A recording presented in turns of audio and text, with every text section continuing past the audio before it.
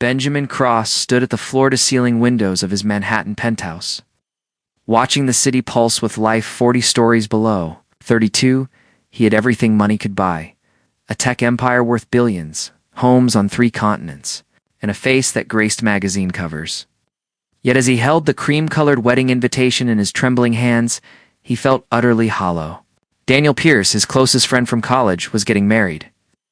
The golden script mocked him with its elegant request: "Please confirm attendance with guest." Benjamin had built algorithms that could predict human behavior, had revolutionized how the world connected digitally, but he could not solve the simple equation of finding someone who wanted to spend an evening with him for reasons beyond his bank account. His phone buzzed against the marble countertop. "Mr. Cross?" The voice belonged to Aria Winters, his executive assistant of 3 years. Even through the intercom, her voice carried that gentle warmth that somehow made his sterile office feel less cold. "The quarterly reports are ready for your review. Come in," Benjamin called, quickly shoving the invitation into his desk drawer. Aria entered, carrying a leather portfolio, her auburn hair pulled back in its usual professional bun. She wore a simple navy dress that somehow looked elegant on her petite frame. Benjamin had always noticed how she moved with quiet grace, never demanding attention, yet impossible to ignore. "The projections look strong for the next quarter," she began, spreading documents across his glass desk. "Though I did notice some concerning trends in the European markets that might require your attention."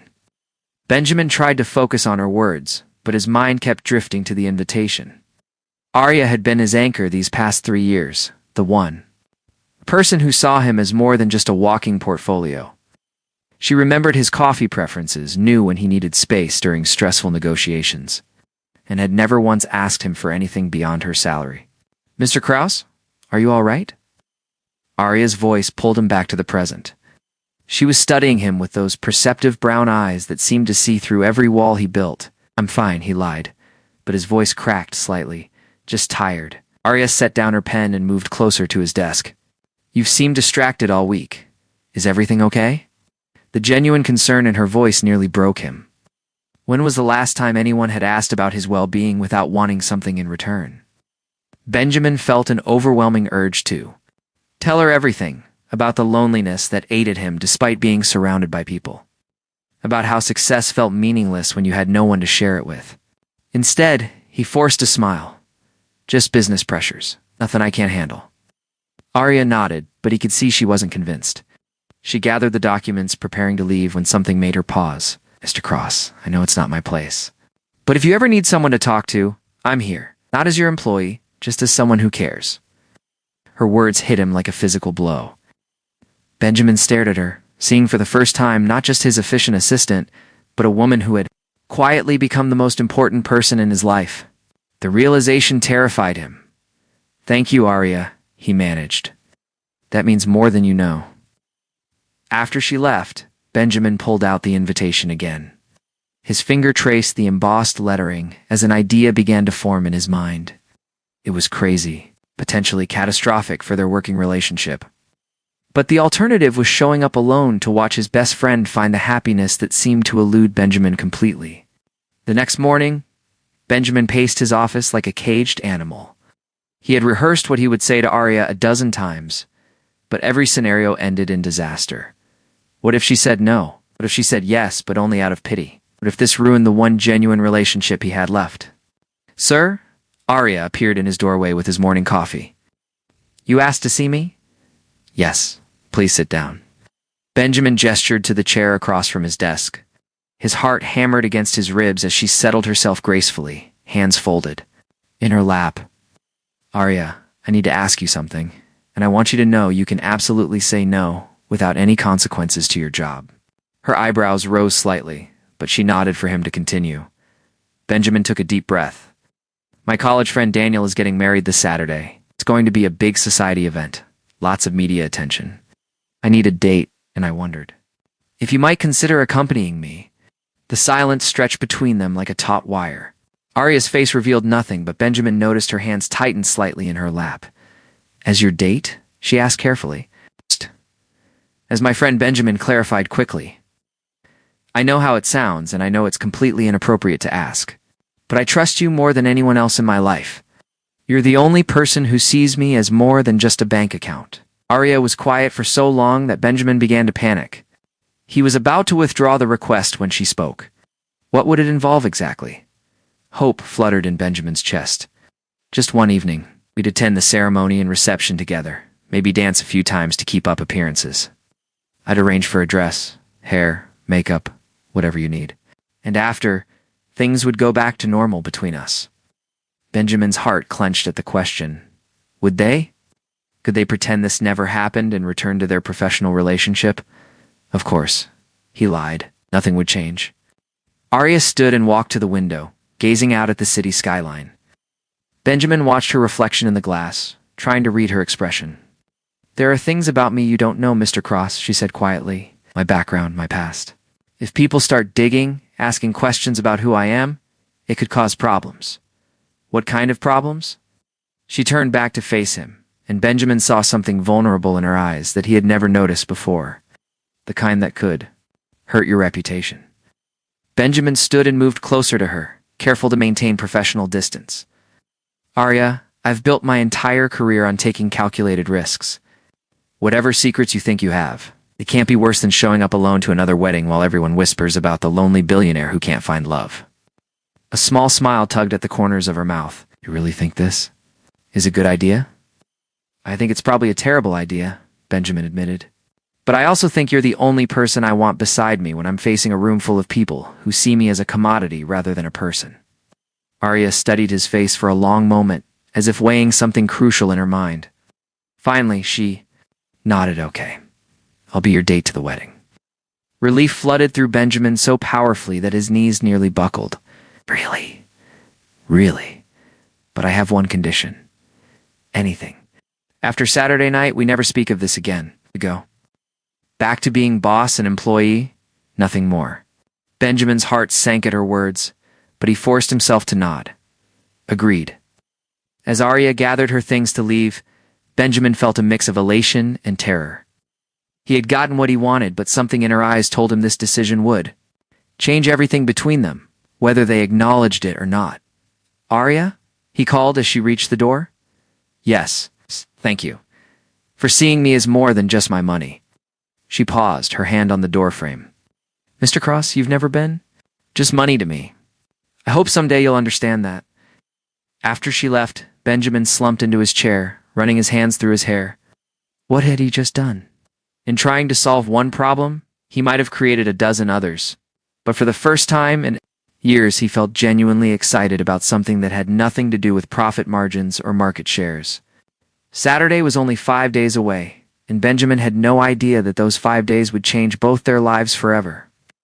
Arya had secrets that ran deeper than he imagined, and the wedding would force both of them to confront truths they had been avoiding as Benjamin picked up his phone to call his stylist.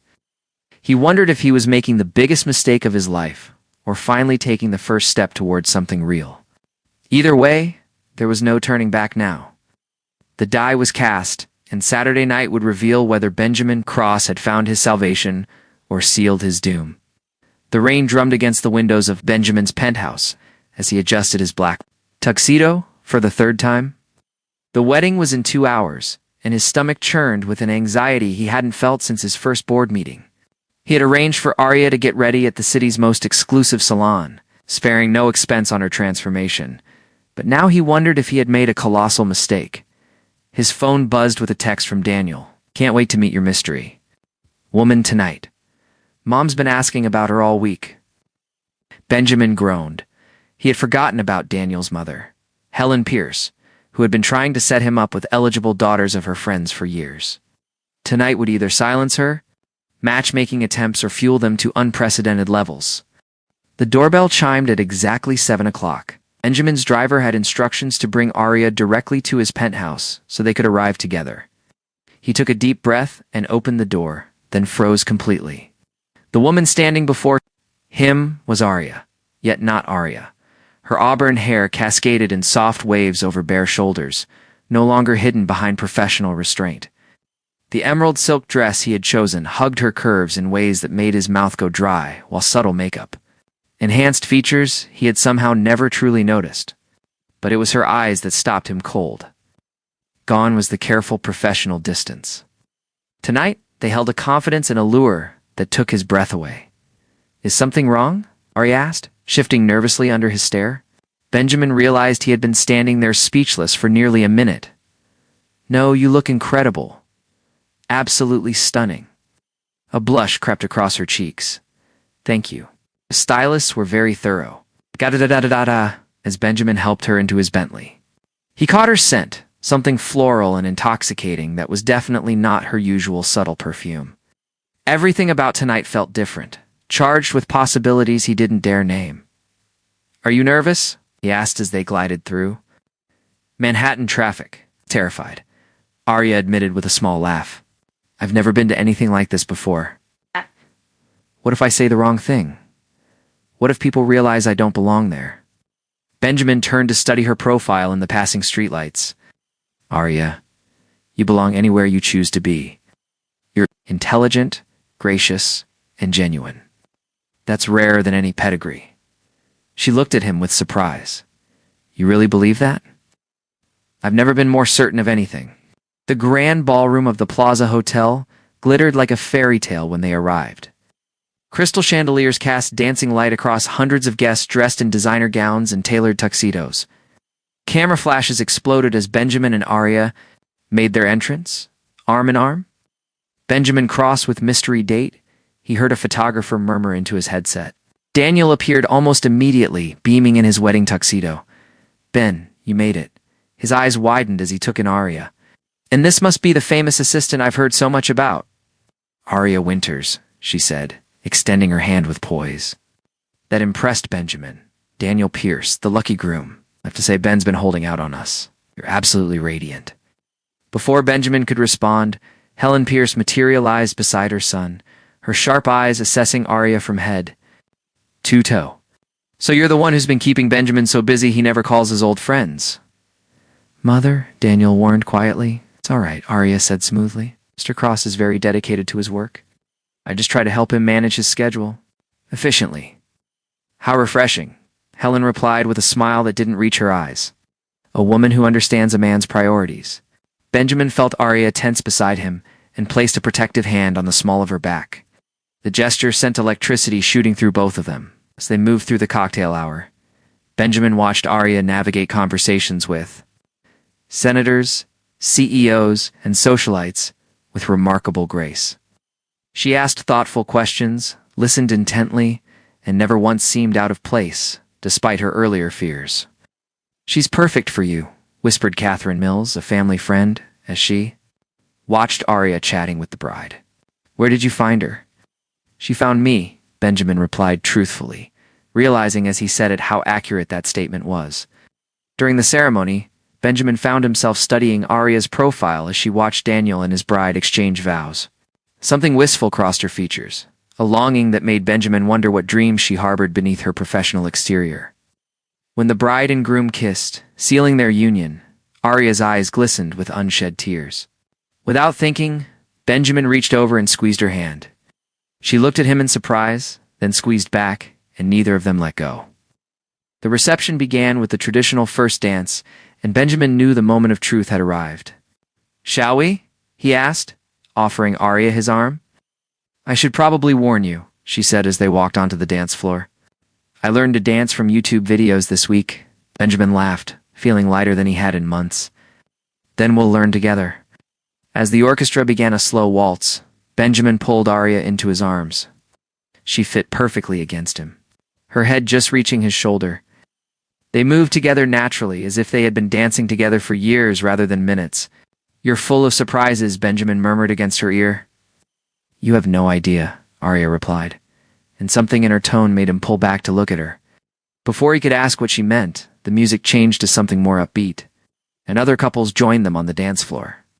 The spell of intimacy was broken, but the awareness between them had intensified to an almost unbearable level. As the evening progressed, Benjamin found himself falling deeper under Arya's spell, as she laughed at his jokes, challenged his opinions. About art, when they discussed the gallery pieces displayed around the ballroom, somehow made him feel like the most interesting man in the room. I need some air, Arya said during a particularly crowded moment when seemingly half of New York's elite had surrounded their table. They stepped onto the hotel's terrace, where the city sparkled below them like scattered diamonds.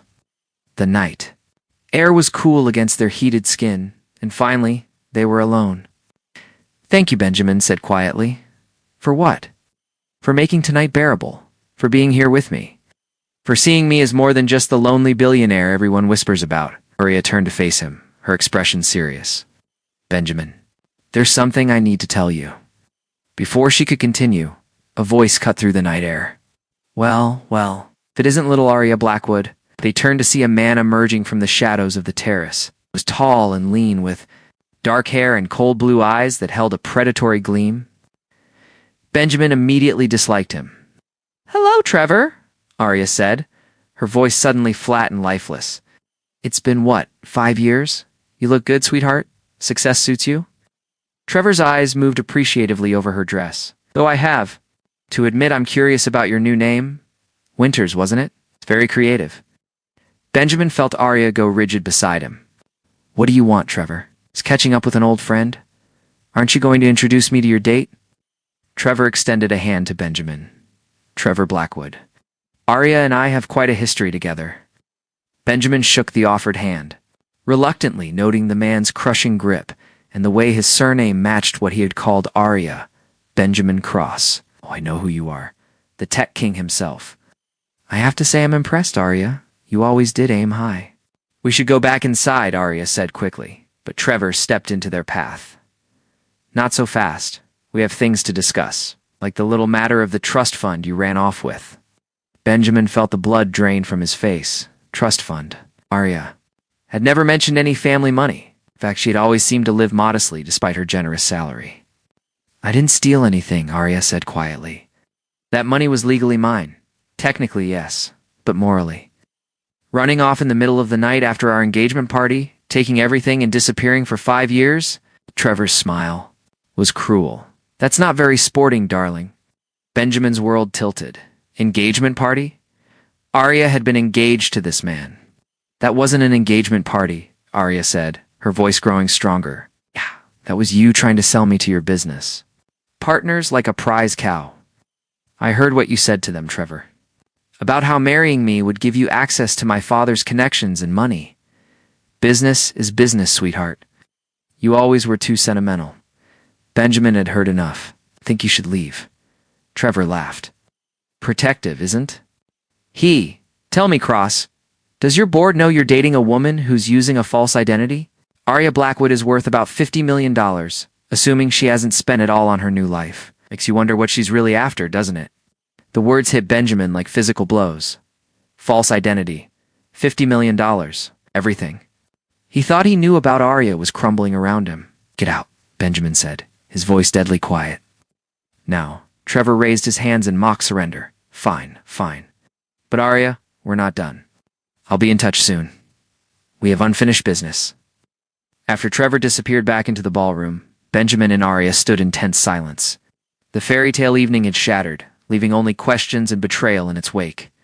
"Benjamin, please let me explain," Arya began. He turned to look at her, this beautiful stranger who had been hiding in plain sight for 3 years. "Is it true? Are you really Arya Blackwood?" She nodded slowly, tears starting to fall. "Yes, but it's not what you think. Then what is it? Because right now, I'm wondering if everything between us has been a lie." "No," Arya said desperately. "My feelings, everything tonight, it's all real. The only thing I lied about was my name and my past." Benjamin laughed bitterly. "Only your entire identity. Tell me, was taking a job as my assistant part of some elaborate scheme? Get close to the lonely billionaire, gain his trust? Then what? Steal company secrets? Stage a harassment lawsuit?" "Stop it," Arya said, her voice breaking. "You know me better than that, do I? Because the woman I thought I knew wouldn't have hidden something this massive for 3 years." Arya wrapped her arms around herself, suddenly looking very small. In her elegant dress, "I was running, Benjamin, from Trevor, from a life that was suffocating me, from people who only saw dollar signs when they looked at me. Does that sound familiar?" Her words cut deep because they did sound familiar, but Benjamin was too hurt and confused to acknowledge the parallel. "I need time to think," he said finally. "This changes everything." "It doesn't have to," Arya whispered. But as Benjamin looked at her, All he could see was another person who had lied to him, who had hidden their true motivations behind a carefully constructed facade, just like everyone else in his life. "I think we should go," he said coldly. The ride back to Manhattan was silent, except for the sound of Arya crying quietly in the corner of the back seat. Benjamin stared out the window, his mind racing with implications and betrayals both real and imagined. When they reached Arya's apartment building, she turned to him one last time. "Benjamin, please, don't let him poison what we have. What we could have." But Benjamin's heart was already closing, protective walls slamming back into place. "I'll see you Monday morning, Miss Blackwood. We'll discuss your employment status then." The formality of his words was like a slap. Arya flinched, then straightened, her shoulders with dignity that impressed him even in his anger. "Goodbye, Benjamin," she said softly, and stepped out into the rain. As the Bentley pulled away, Benjamin caught a glimpse of her in the rearview mirror, standing alone on the sidewalk in her beautiful dress, watching his taillights disappear. Something inside him screamed to turn around, to run back and demand the truth, to fight for whatever this thing between them was. Instead, he pulled out his phone and began researching Arya Blackwood, preparing to learn who the woman he was falling in love with really was. Monday morning arrived like a death sentence. Benjamin sat in his office at 6 a.m. surrounded by printouts and laptop screens displaying everything he had discovered about Arya Blackwood over the weekend. The research had painted a picture that both vindicated and devastated him. Arya Blackwood, daughter of real estate mogul Richard Blackwood, had indeed inherited $53 million upon her father's death 5 years ago. She had been engaged to Trevor Blackwood, her distant cousin, in what appeared to be a merger disguised as a marriage. Then, 3 days before the wedding, she had vanished completely, liquidating her trust fund and disappearing without a trace. What the articles didn't mention. What Benjamin had discovered through private investigators was where that money had gone. Educational scholarships for underprivileged children, anonymous donations to women's shelters, medical bills paid for families facing bankruptcy. Arya had systematically given away her entire inheritance while living on nothing but her modest secretary's salary. Benjamin rubbed his exhausted eyes as Arya entered the office at precisely 8 o'clock. She wore a simple black dress and had pulled her hair back into the familiar professional bun, but he could see the toll the weekend had taken. Dark circles shadowed her eyes, and her usual warm smile was nowhere to be found. "Good morning, Mr. Cross," she said formally, setting his coffee on the desk without meeting his eyes. "Sit down, Arya," Benjamin said quietly. She remained standing. "If you're going to fire me, please just do it quickly." "I'm not firing you. I want to understand." Arya's composure cracked slightly. "What's to understand?" "I lied about who I was. I invaded your life under false pretenses. Trevor was right about everything except my motivations." Benjamin stood and walked around his desk to face her. "Was he right about the money?" "You mean the money I supposedly stole?" Arya's voice turned bitter. "Yes, I took every penny of my inheritance. And I gave every penny away because I never wanted it in the first place." "Why didn't you tell me?" Arya finally looked up at him, and Benjamin saw years of pain reflected in her eyes. "Because I knew exactly what would happen. It's the same thing that's happening right now. You'd look at me differently. You'd wonder if I was using you, if my feelings were real, if I had some hidden agenda." "I researched where the money went," Benjamin said softly. Arya's eyes widened in surprise. "What? The children's scholarships, the women's shelters, the medical bills? You gave it all away." Tears began streaming down Arya's face. "You weren't supposed to find out about that, eh?" Benjamin stepped closer, his anger from Saturday night transforming into something else entirely. "Why, Arya? Why give up $50 million to work as my secretary?" "'Cause I wanted to earn something that was mine," she whispered. "My whole life, everything I had was because of who my father was, or what I was worth on paper. I wanted to know who I could be if I started with nothing. And Trevor?" Arya's face hardened. "Trevor saw me as a business acquisition. He used to tell his friends that marrying me was like buying a company with excellent assets. The night before our engagement party, I overheard him negotiating with investors about development deals he'd pursue once he had access to my father's connections." Benjamin felt his heart breaking for the woman standing before him. "So you ran?" "What?" Ran to New York with nothing but the clothes on my back and a new name. I temped at different companies for 2 years, learning skills, proving to myself that I could survive on my own merit. When the position with your company opened up, I applied as Aria Winters because I wanted the job based on my abilities, not my connections. For 3 years, you've been living on just your salary. It was enough. More than enough. Had everything I needed. Benjamin studied her face, seeing the truth written in every line of exhaustion and determination. What did you need, Aria? Purpose? Work that mattered. And ... she hesitated. And what? She whispered. I needed you, even when I was too scared to admit it. The confession hung between them like a bridge neither dared to cross. Benjamin felt his carefully constructed walls crumbling, but years of betrayal and disappointment held him back. Do I know this isn't just another story? He asked, hating himself for the question. Pain flashed across Aria's features. You don't. You'll have to decide whether you trust me or not. Before Benjamin could respond, his office door burst open. Trevor Blackwood strode in without permission, followed by Benjamin's flustered receptionist. Sorry, Mr. Cross, the receptionist. Called. He wouldn't wait. It's fine, Jennifer, Benjamin said, his voice deadly calm. Close the door behind you. Trevor looked between Benjamin and Aria with satisfaction. I see you two have been having quite the conversation. I hope Aria filled you in on all the details. What do you want? Benjamin asked. Simple. I want my fiancée back, along with the money she owes me for breach of contract. I was never your fiancée, Aria said firmly, and I don't owe you anything. Trevor pulled out a manila folder and dropped it on Benjamin's desk. How? Our engagement. Contract. Signed by both parties. Aria agreed to marry me in exchange for business partnerships that would have been worth millions to both our families. When she ran, those deals fell through. I'm owed compensation. Benjamin picked up the document, scanning the legal language. It was real, binding, and would have essentially made Aria a business asset rather than a wife. This is disgusting, Benjamin said, dropping the papers. It's business, Trevor replied. Something you should understand. Which brings me to my offer. Not interested in any offers from you. You will be. I'll drop all claims against Aria and disappear forever in exchange for a small favor. Despite himself, Benjamin was intrigued. What kind of favor? I'm developing a chain of luxury resorts. I need investors, legitimate ones with sterling reputations. Partner with me, provide $50 million in funding, and Aria is free to play secretary to her heart's content. And if I refuse? Trevor's smile turned predatory. Then I take Aria to court for breach of contract and fraud.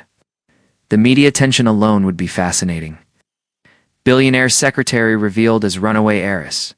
Your company's stock would suffer, your reputation would be questioned, and Aria would spend years fighting legal battles she can't afford. Benjamin felt rage building in his chest. You're blackmailing us? I'm offering a business solution to a personal problem? Very civilized. Aria stepped forward, her voice steady despite her tears. I'll go with you. Both men turned to stare. At her? What? Benjamin and Trevor said simultaneously. I said, I'll go with you, Trevor. I'll marry you. Honor the original contract. Whatever you want. Just leave Benjamin out of this. Absolutely not, Benjamin said immediately. Aria looked at him with heartbreaking resignation. It's my mess, Benjamin. I won't let you pay for my mistakes. How noble, Trevor said, but Benjamin could see he was surprised by her offer. Though I admit, my terms with Mr. Cross are more appealing now. Benjamin's mind raced through possibilities, calculating risks and outcomes like he would any business. Deal. But this wasn't business. This was about the woman he loved, even if he had been too scared to admit it until now. I have a counteroffer, Benjamin said slowly. I'm listening. Benjamin walked to his safe and withdrew a checkbook. He wrote quickly, then tore off the check and handed it to Trevor. $100 million. Take it and disappear forever. Never contact Aria again. Never speak to the media about any of this and never return to New York. Trevor's eyes widened as he looked at the check. $100 million. More than enough to fund your resort chain and compensate you for your imaginary losses. But it comes with conditions. You sign a non-disclosure agreement, you transfer all rights to that ridiculous engagement contract to me, and you leave this building in the next 5 minutes. Arya gasped.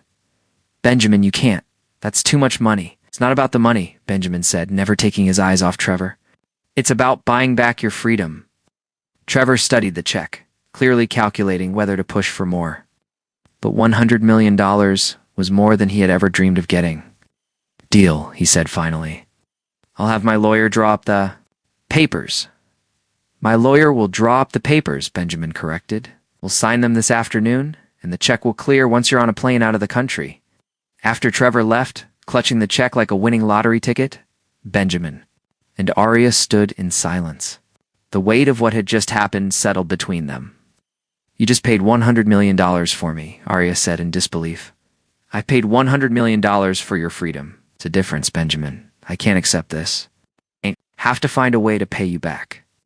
He turned to face her fully, and Arya saw something in his eyes that made her breath catch. There is a way. How? Benjamin stepped closer, close enough that she could feel the warmth radiating from his body. Stay. Not as my employee, not out of obligation, but because you want to. Help me figure out what this thing between us really is. What if it doesn't work? What if we're too different? Then we'll figure that out together. But Arya, I've spent the last 3 years falling in love with a woman who challenges me, who sees past my money to who I really am, who makes me want to be better than I thought possible. That woman is you. Whether your name is Winters or Blackwood. Arya's composure finally broke completely. She collapsed into Benjamin's arms, sobbing against his chest as he held her tightly. I love you too, she whispered. So long, but I was terrified you'd leave once you knew the truth. Benjamin tilted her chin up to look at him. The truth is what makes you beautiful, Arya. Not your money, not your connections. Your courage to start over, your compassion.